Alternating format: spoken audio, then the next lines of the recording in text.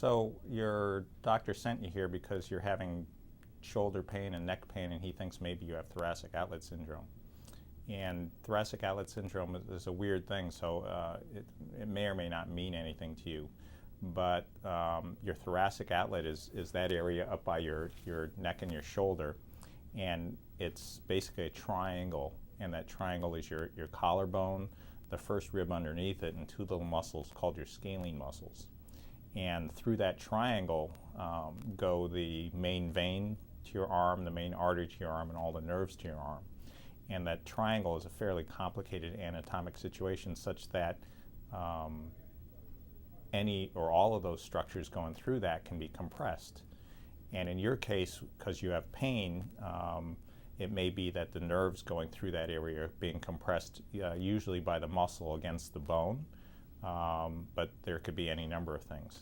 Now, firstly, I want you to know that although you're having pain and although your physician has told you that maybe you have thoracic outlet syndrome, the first thing we need to do is prove that you don't have anything else, which is to say that symptoms like this can be caused by compression of the nerves along anywhere from your brain down to your hand. So what we'll first need to do is get studies to rule out any other problems, and those kind of problems would be if you had a disc problem in your neck, that could cause a compression of the nerves going down to your arm, and that would leave you with similar pain that you couldn't distinguish from thoracic outlet syndrome.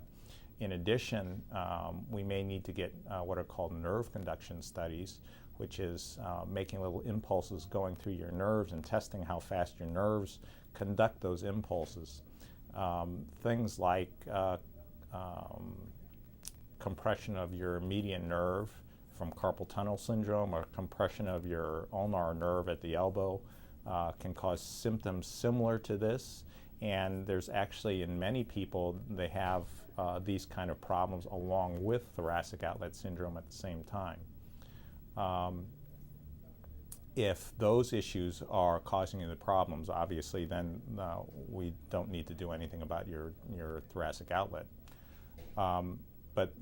So the most difficult problem here is to try to differentiate this particular problem from all the other problems you potentially could have.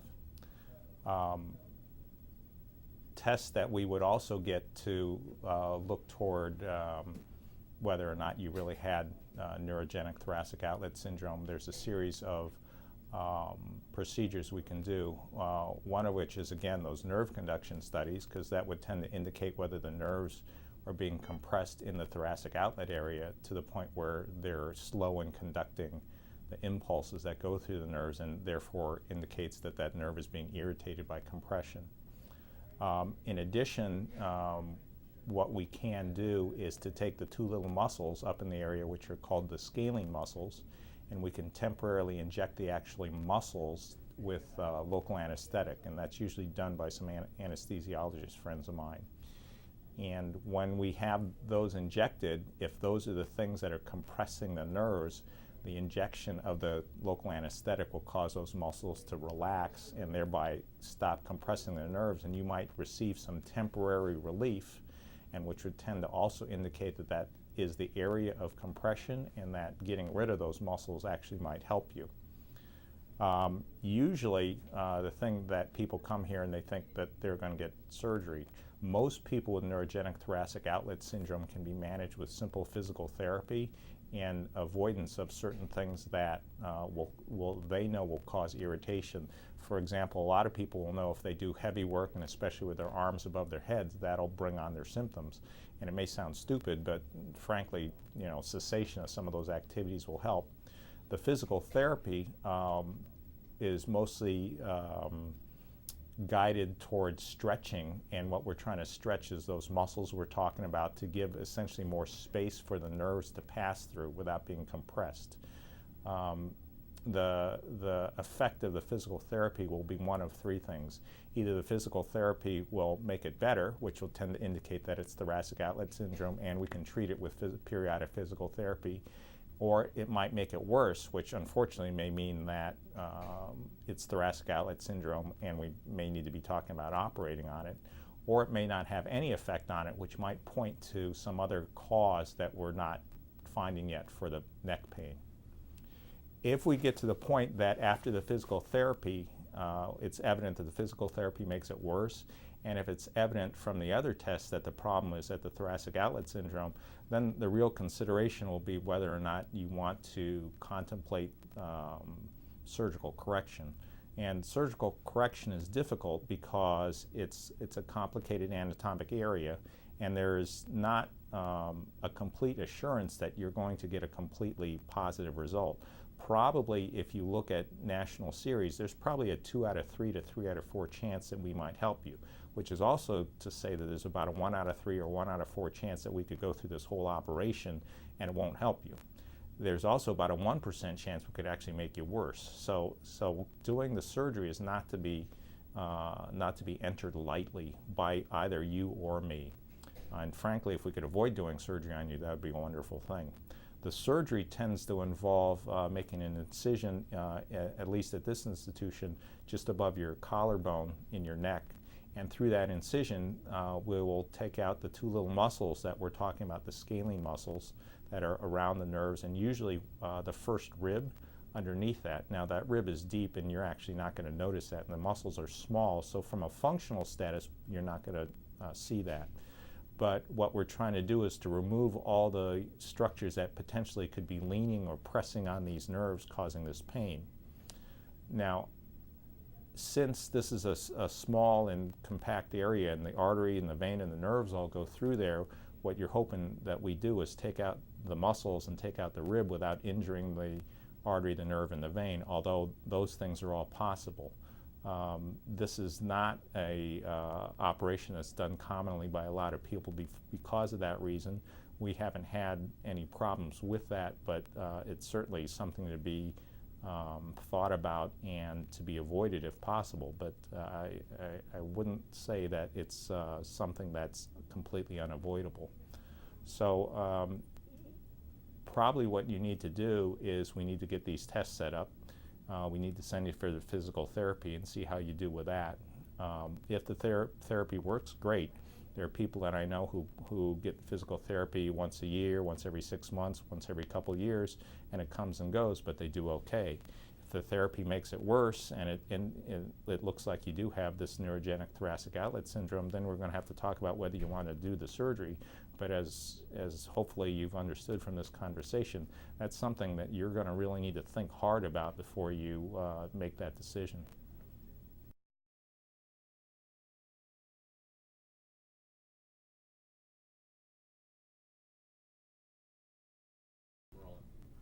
So your physician sent you to us because of the problems with your fingers. And I know you've had some pain in the fingers and they've turned white, and on that one finger you actually had an ulcer, and we're trying to get to the bottom of why you have this. Now usually these problems are caused by lack of blood flow to your fingers, but figuring out exactly which of the many causes of this is affecting you is going to be difficult.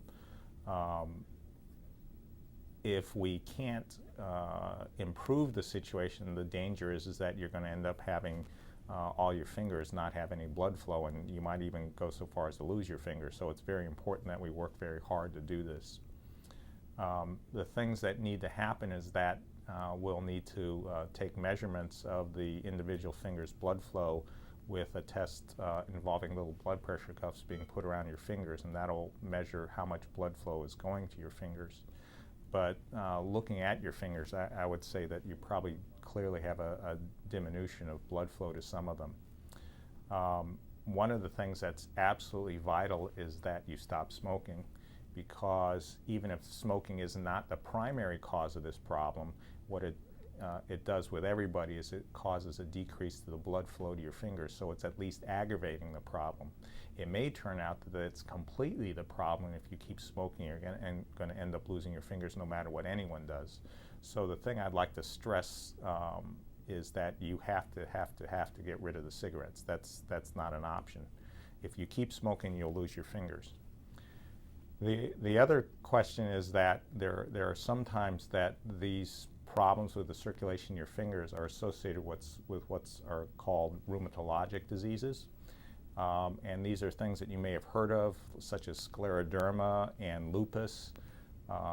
And what we will have to do is to refer you to a rheumatologist who's going to have to help work up the many possibilities, and they're going to end up drawing about 20 or 30 or 40 blood tests on you to see if it's related to that. And that's important not only for your fingers to try to find out what's causing the problem with your fingers, but if the problem actually, if we can actually identify another problem causing the finger problem, it'd be important to treat that problem for the rest of you in addition. Other things that can cause this would be problems with things like hepatitis or other viral infections, and we'll need to do some blood tests to see if you've had some exposure to that unbeknownst to you. Other things that can cause this are problems with your coagulation systems that cause you to clot.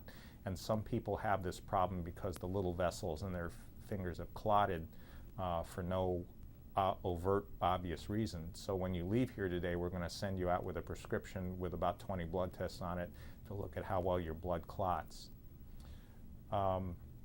Initially, what we can do for this is mostly to try to do things to help prevent it from getting worse. There are probably the most important thing outside of getting rid of the cigarettes is that you avoid cold. Now, I know you grew up in this area and you're used to cold weather, but you have to understand that you, more than anybody else, is going to be sensitive to the cold, because what the cold does to anybody is cause your body to draw the blood away from your fingers and to keep it near the center of your body. So when you go out in the wintertime, what you're going to have to think about is bundling up even more than usual. And I don't mean just your hands, I mean the rest of you has to be warm. Your head has to be warm, your body has to be warm, your feet has to be warm. Because if anything feels cold, that's going to diminish the blood flow to your hands, and thereby it's going to cause you to have more pain and maybe more ulcers. The other things that we can try would be things like there's a drug called nifedipine, which can be used, and that may help in occasional cases to increase blood flow to your fingers, but more often than not, that's not going to work. If the ulcer doesn't heal, or if it actually gets worse, there's a couple things that we can think about doing. If it's evident that you have problems with some of the arteries in your hand that don't go away, we can perform a test called an angiogram, where we put dye in your arteries and take x-rays of those, and that might show some blockages in your arteries in the hand or wrist or arm that might be treatable with a bypass. And if that was necessary, we might go ahead and do that to get more blood to your hand. Sometimes the problem with your arteries, though, is in the little arteries directly in your fingers, and those are too small for us to bypass. And in that situation, what we can offer you sometimes is what's called a sympathectomy. And your sympathectomy affects what's known as the sympathetic nervous system, which is that part of your nervous system that controls, for example, blushing or things where there's more or less blood in your skin. And essentially, it's sort of like a thermostat that controls how much blood gets to your skin. If we turn that sympathetic nervous system off to your hand, your fingers will get more blood supply. And that's usually done by a procedure where we find the sympathetic nervous system up in your chest, and we can go in there with some scopes with an operation that's not too bad. You'd go home the same day and find that part of your sympathetic nervous system, essentially turn it off. And that might help diminish the problem with the ulcers. But we'd like to hold off on that if at all possible. So basically what we need to do is send you out for these blood tests and have you seen by the rheumatologist to see if we can identify any underlying cause for this problem. You really need to think about getting rid of the cigarettes. We need to talk about keeping you away from cold, and frankly, and this is a serious suggestion, if you could all see yourself moving south for the winter, you'd probably bother you a lot less. If the ulcers persist or they get worse, then we'll have to talk more about either doing this angiogram or else the sympathectomy, or both. That's it.